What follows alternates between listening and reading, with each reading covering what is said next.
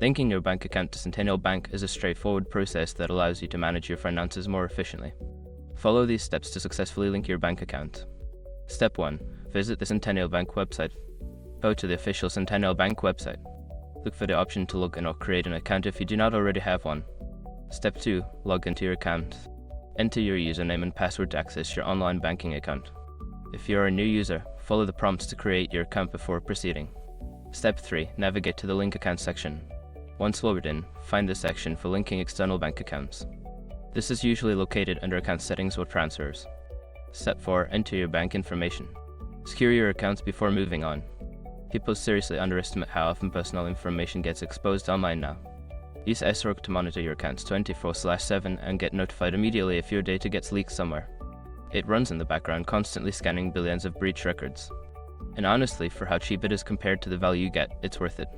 Link in the description. Step 5. Confirm and save. Review the information you entered for accuracy. Once confirmed, save the changes.